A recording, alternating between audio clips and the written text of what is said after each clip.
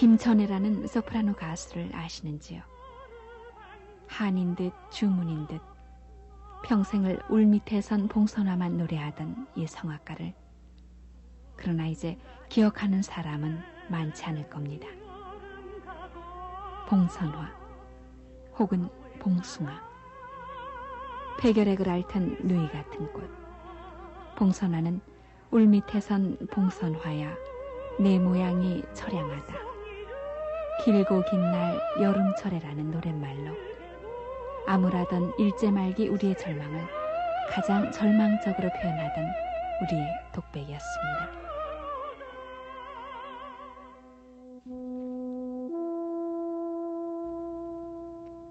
해방이 됐어도 봉선화는 우리의 슬픈 노래일 수밖에 없었습니다. 화분에 담기에는 그 향기나 볼품이 모자라고 화단에도 어울리지 못한 채 후미진 울밑에 아무렇게나 피었다가 소리 없이 떨어지곤 하는 우리들의 배고프고 초라한 몰골, 바로 그것이었습니다. 목숨처럼 긴 여름해가 넘어갑니다. 우리네 여인들은 울밑에 버려진 듯 떨어져 있는 봉선화 꽃잎을 하나 둘 모았다가 손톱에 물을 들입니다. 가루분이나 구리무는커녕 비누조차도 귀했던 그 시절, 우리 어머니와 이모들은 시체말로 봉선화 매니큐어를 먼저 시작한 것입니다. 한의 반점이었던가. 우리의 분신처럼 애처로웠던 봉선화로 갈라지고 터진 손톱에 이루지 못할 꿈을 수놓듯 물들여진 손톱은 그러나 그리 오래지 않아 파래지고 흑빛으로 변하곤 했습니다. 우리의 초라했던 삶이 우리 어머니들의 손을 그냥 내버려두지 않았기 때문입니다. 지금 아파트 베란다에서 무심히 자라고 또 지금 우리들이 무심코 물들이곤 하는 봉선화, 그리고 또 미안순이 사분이니 동동 구리무늬 하는 말들이 낯설어진 지금, 그 말들이 지닌 그때 그 사연들을 아십니까?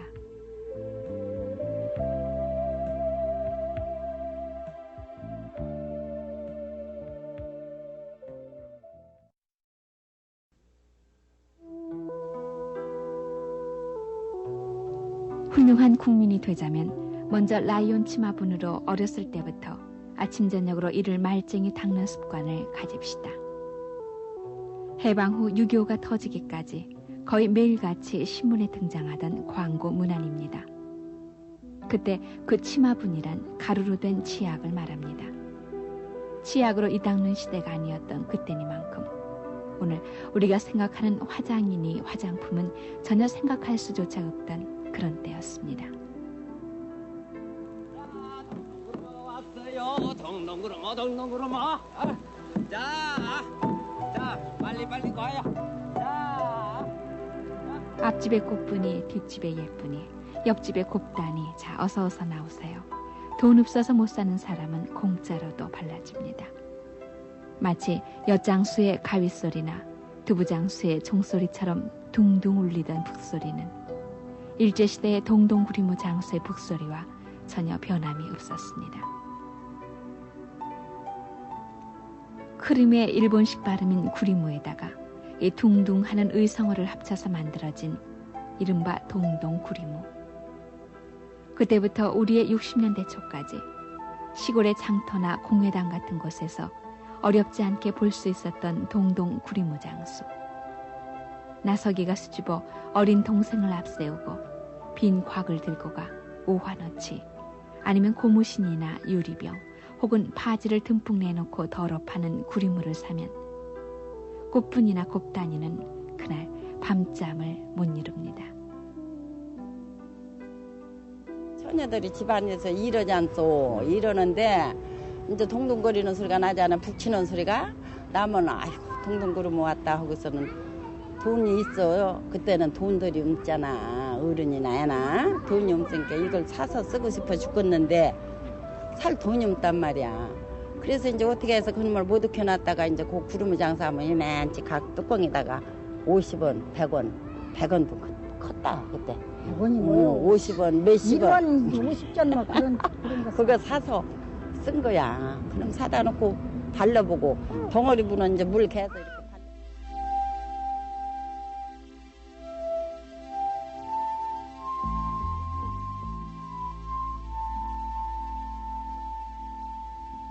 우리네 어머니 할머니들은 대부분 자신을 단정하는 일은 부도덕한 것으로 여겼습니다. 화장이란 것은 기생이나 유각 여성들이나 하는 것이라고 위안 삼으며 가정을 위해 일생을 헌신하는 것이 미덕이라고 생각했습니다. 그러나 요즘 도시 할머니들이 아들네를 따라 근교 나들이를 갔다가 어쩌다 만나는 붕꽃이나 잎꽃 앞에 서면 그 열매나 꽃물로 연지 곤지를 만들던 옛날의 회상에 알 듯 모를 듯 그늘진 표정을 짓는 것을 보면 아름답게 보이려는 여성의 본능은 예나 이제나 변함이 없는 모양입니다.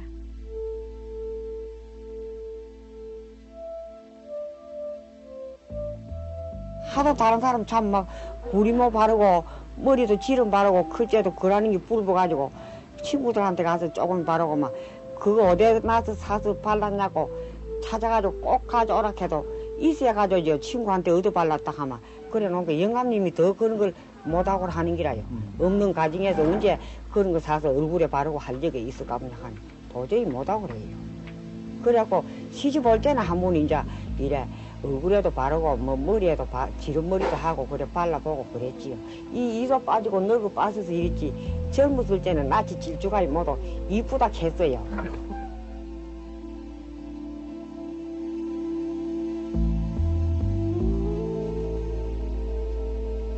하기야 해방 전에도 우리 여성들이 가장 소망하던 화장품이 있었습니다. 바로 분이었습니다. 점포 주인의 성을 따라 만든 박가분이니 서가분이라고 불리우던 하얀 덩어리에 조잡한 분이었습니다.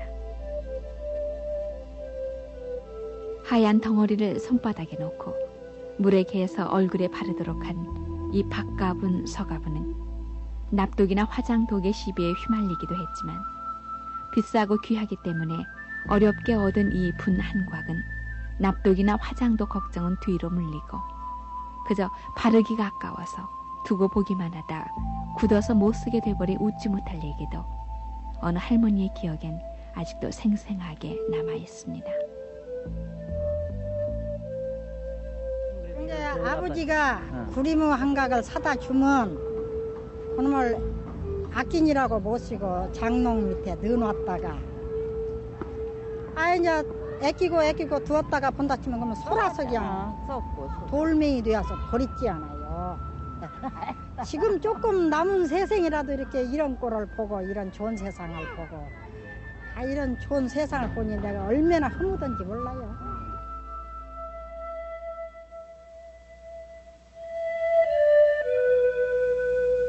경상도에서는 비누를 사분이라고 부릅니다.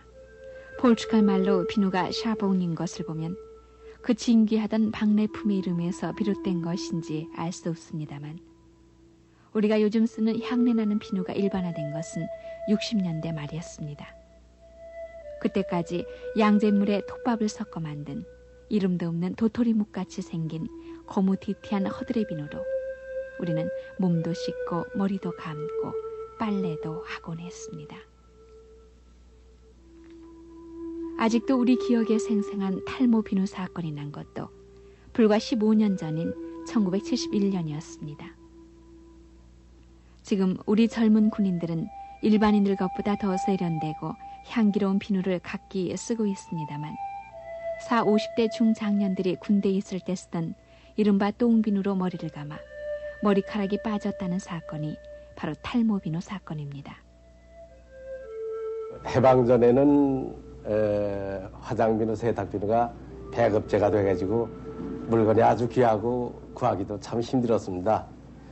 근데 해방 직후에도 화장비누는 국내 생산이 없어서 미군과 그 PX에서 획류돼 나오는 화장비누를 사용하고 또 세탁비누 가지고 세수를 하는 경우가 참 많았지요.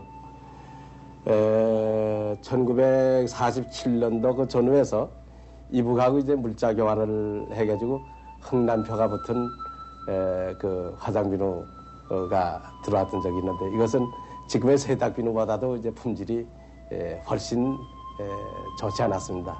또 세탁비누도 그 군납을 했던 세탁비누가 병사들이 그 세탁비누를 가지고 이제 그 머리를 감았을 때 머리가 아주 그 따가워가지고 그 아주 소동이 일어났댔는데 그 이제 탈모비누 사건이라고 해가지고 그 후에도 많이 그 말썽이 생겼댔죠.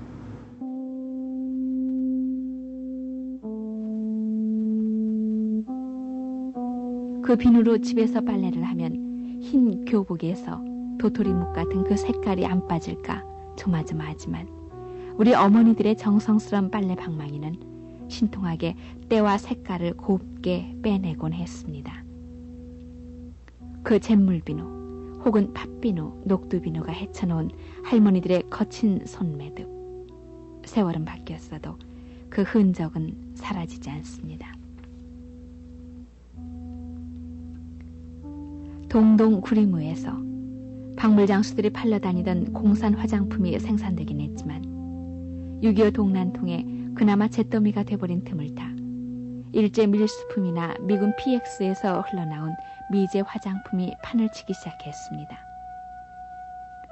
거칠고 조잡한 국산 화장품이나 비누를 쓰다가 부드럽고 향내 그윽한 우대나 주주, 모나 같은 외제 화장품을 쓰면서부터 우리가 아직도 떨치지 못하는 외제라면 사족을 못 쓰는 풍조가 생겨나기 시작했습니다. 비난통 부산국제시장에서는 일본의 시가보다 5배 이상 비싼 가격으로 팔리고 있었지만 불티나듯 팔려나갔습니다. 우리는 그 화장품 가운데 몇몇을 미안수라고 불렀습니다. 얼굴을 아름답게 한다는 미안수. 우리들 50년대에 잊혀지지 않는 단어입니다. 한 몇 년 전, 한 10몇 년 전, 그 20년 전, 그렇게 6.25 나고 나서 곧 얼마 안 됐을 때만 해도 그냥 우리가 주로 미제를 많이 썼죠. 그래서 미제를 쓰는데 또 어느 정도 저거 하고 나니까 또 그 미제를 못 쓰게 해가지고서 우리 미용실에서 이제 아무래도 신부화장을 내면 미제를 써야 이제 화장이 곱게 되겠는데 그걸 또 사실 또 법에 걸리니까 또 감춰놓고 써야 되니까 이제 한때는 국산 화장품 그릇에다 또 그걸 옮겨 담아가지고 비밀로 쓴 적도 있었어요. 그렇게. 브루바드 반신 크림 신사 중의 신사형 김수근께 거치는 살결. 아이 고민이야. 몰라요. 아이 몰라요. 브루바드 화장품? 5.16이 나고 나서 서리빨 같은 부정 외래품 단속에 PX 물건이니 일제 상품은 자취를 감추기 시작했고 국산 화장품의 숨통이 트이기 시작했습니다. 그리고 70년대 생활의 여유를 찾기 시작하면서 화장품을 찾는 사람도 늘었고 머신이 개성이니 하는 말들이 나돌게 됐습니다.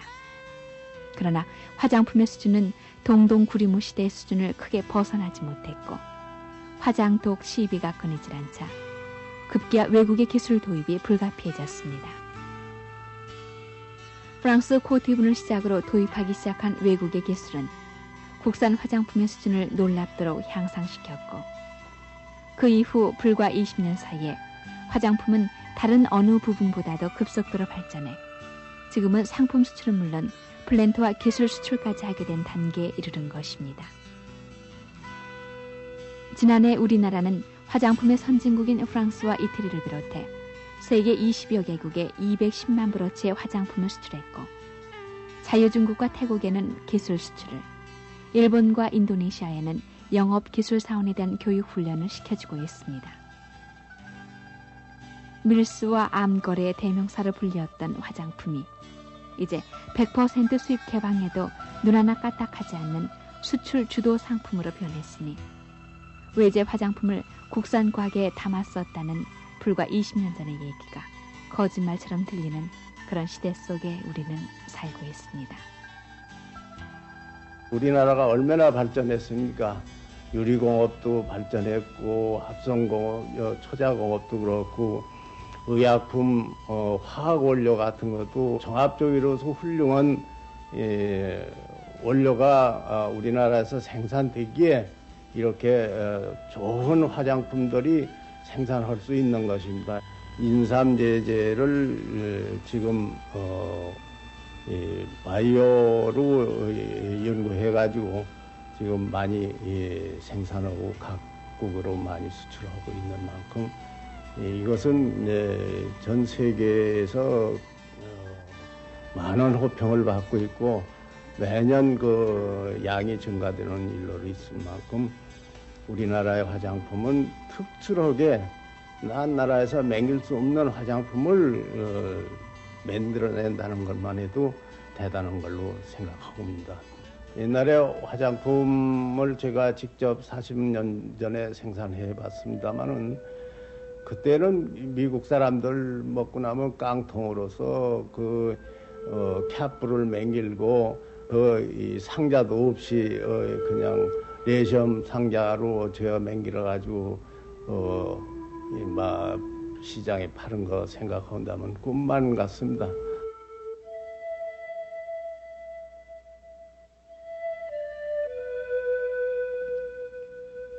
운동장만한 미용실 안에 발 디딜 틈조차 없어 보입니다. 미인은 태어나는 것이 아니라 만들어진다고 믿게 된 시대. 아름다워지고 싶어하는 여인들의 행렬에서 화장품 냄새가 진동하는 시대. 그리고 지금 미용기구가 널리 보급돼 웬만한 머리 손질이나 화장은 집에서도 하는 시대에 살고 있지만, 그러나 계란 마사지나 오이 마사지만은 선뜻 하기가 꺼려지는 까닭은 우리 어머니나 할머니들이 어쩌다 우리 손톱에서 암해주는 봉소나물에 스민 그리 오래되지 않은 고난의 사연이 있기 때문입니다.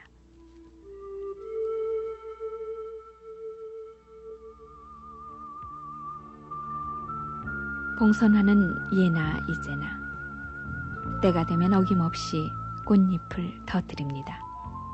그리고 무심히 아파트의 베란다 위에서도 피고 이제는 매니큐어에도 실증난 젊은 여인네들의 하나 혹은 둘쯤의 손톱에도 비닐에 쌓여 무심히 물들여집니다. 그러나 투명 비닐이 아닌 아주까리 잎에 백반과 함께 묻혀서 아린 듯 점이오던 노래는 아직도 갈퀴같이 갈라진 할머니들의 손 매듭에서만 아물어가고 있습니다. 그때를 아십니까?